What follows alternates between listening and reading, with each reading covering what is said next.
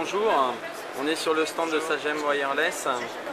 Tu t'occupes du projet PumaPhone. Est-ce que tu peux nous en parler? Oui, avec plaisir. Donc c'est le premier téléphone de la marque Puma. Et Puma est intervenu à toutes les étapes de la conception, depuis le design mécanique pour avoir ce type d'objet très sympa à glisser dans la poche, jusqu'à Dylan, le vrai Puma qui vit sa vie dans le téléphone, et jusqu'à l'interface. Donc c'est du Puma vraiment à tous les étages. Vous allez voir les icônes Puma, les différents modes sport et lifestyle. C'est un mobile qui est complètement Puma. Sagem Wireless n'a fait que participer à l'élaboration et s'assurer que la technique est solide. La cible d'un tel téléphone, c'est dédié aux clients qui achèteraient la marque ou c'est une cible beaucoup plus vaste?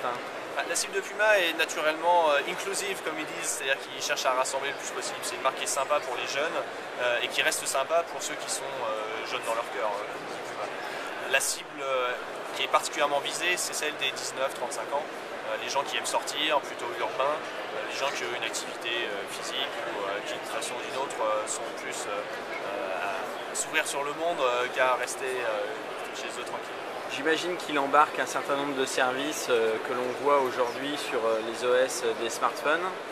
Alors effectivement, il y a tous les services classiques d'un téléphone, il y a en plus un accès privilégié à la communauté Puma. Il y a un petit portail intégré au mobile qu'on appelle Puma World, le monde de Puma, qui permet d'accéder aux news de la marque, sur tous les sports que couvre Puma, ils sont nombreux. Ça va de l'athlétisme, au football bien sûr, sport traditionnel, le golf, la voile, enfin vraiment tous les types.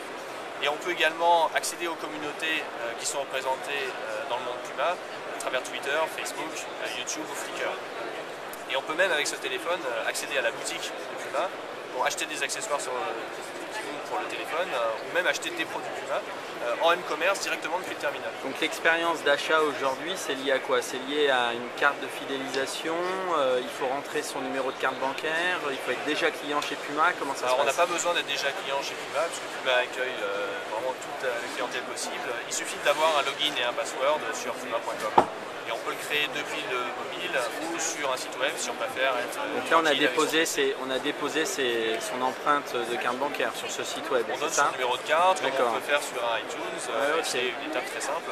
Si on préfère, parce qu'on est plus sûr, on le fait avec son PC à la maison. On peut également le faire directement depuis le terminal quand on n'a pas accès à un PC par exemple. Combien de marchés sont lancés avec le PumaPhone? Sur combien de marchés? Alors, le produit va sortir en avril en Europe d'abord, ça veut dire les grands pays d'Europe occidentale et aussi l'Europe centrale. En même temps Oui, tout ça en avril. D'accord. Ensuite on va étendre progressivement à l'Afrique d'abord, Afrique du Sud en tête, parce qu'évidemment il y a la Coupe du Monde de foot qui démarre en juin, donc le téléphone sera en vente avant la Coupe du Monde. Et ensuite on va étendre au reste de l'Afrique, au Moyen-Orient et à l'Asie d'ici la fin de l'année. C'est un mobile qui va être de quelle valeur à peu près? Alors, c'est difficile de donner une valeur objective parce que le prix de détail sera de l'ordre de 400 €, 420 €. En revanche, le mobile sera principalement distribué au travers des opérateurs et les gens ont l'habitude d'avoir des mobiles avec des abonnements réduits. Donc, le téléphone pourrait être entre 1 € ou peut-être 250 €, mais ça dépendra de l'opérateur et du pays. D'accord. Il embarque aujourd'hui toutes les technologies qu'on peut retrouver sur un smartphone? Bien sûr, c'est un mobile 3G+, HSUPA pour les spécialistes, c'est un mobile qui a du GPS, c'est un mobile qui a toutes les applications qu'on trouve aujourd'hui dans un smartphone. En revanche, ce qui fait son caractère et sa personnalité, c'est que c'est vraiment un téléphone Puma avec tout ce que les aficionados de la marque apprécient dans la marque Puma. Et ça, c'est unique et ça se trouve dans aucun smartphone, même si les gens le customisent eux-mêmes. L'interface utilisateur a été conçue avec, c'est un OS Sagem.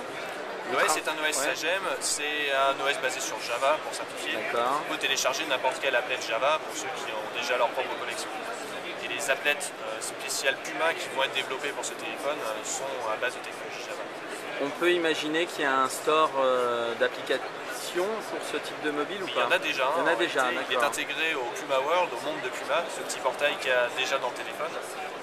Mais attention, Puma ne cherche pas à avoir des centaines de milliers d'applications.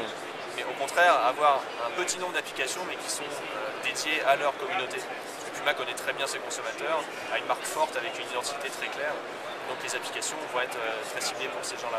Un petit exemple, une des premières applications qui sera accessible en téléchargement à la sortie du produit, c'est les guides de visite dans les différentes grandes villes d'Europe.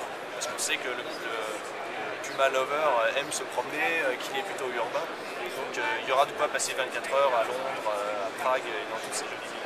Très bien. Sylvain, merci. Merci à vous.